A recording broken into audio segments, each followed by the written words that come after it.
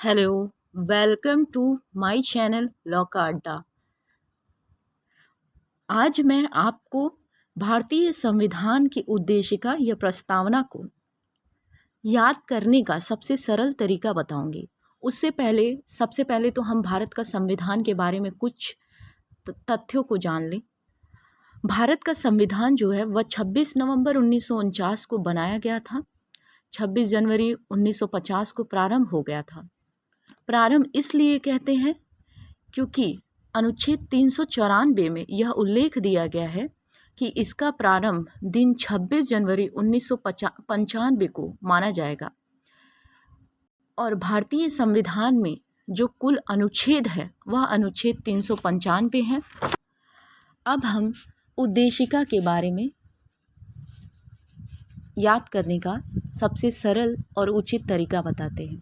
हम भारत के लोग भारत को ऐसा माना जाता है कि शुरुआत में जब संविधान बना था तो 3 स्टेज दिया गया था। बाद में स्टेज जो थे वो 2 कैरेक्टरिस्टिक्स और दी गई थी।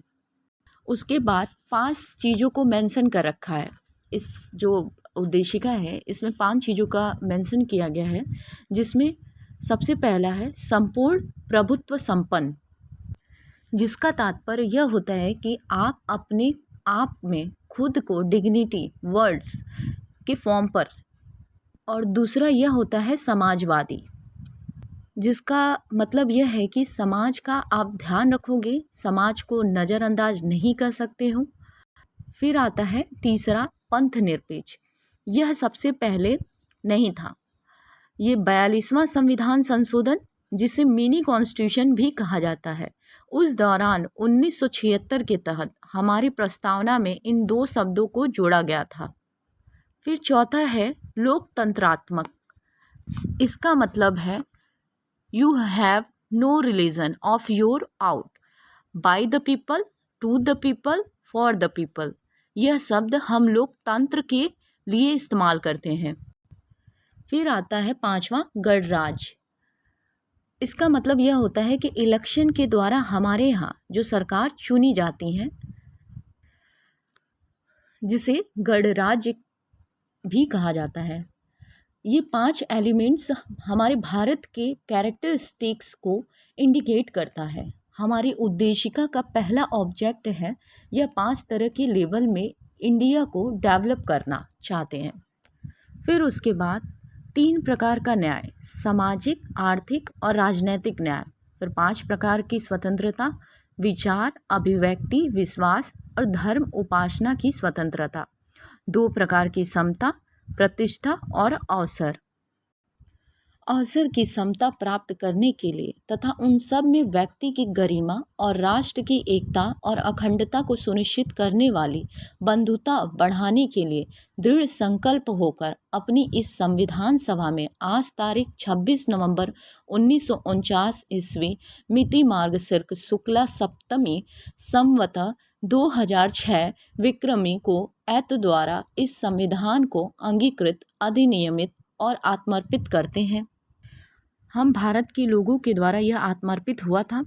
और यह जो प्रस्तावना है वह 17 अक्टूबर 1949 को हमारे संविधान का हिस्सा बनी थी।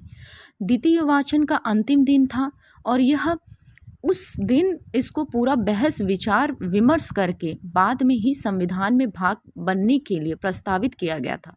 डॉक्टर राजेंद्र प्रसाद ने और पूरी सभा ने इसे भाग के रूप में स्वीकार किया था। उद्देशिका जो कि हमारे संविधान के प्रमुख उद्देश्यों का वर्णन करती है, और इसका सबसे पहला केस था in re Berubari union and exchange of enclaves case AIR 1960 SC 845 856 में। यह संप्रेषित किया गया था कि उद्देशिका जो है वह संविधान के भाग नहीं है।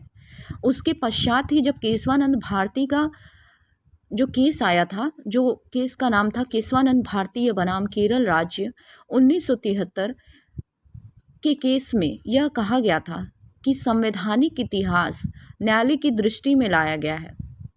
तो इसमें यह अभिनिर्धारित किया गया था, मतलब इस केस में यह अभिनिर्धारित किया गया था कि संविधान की जो उद्देशिका है वह संविधान का भाग है और बेरोबारी यूनियन के मामले में दिए गए विरोध को यह संप्रेषण नहीं करती है।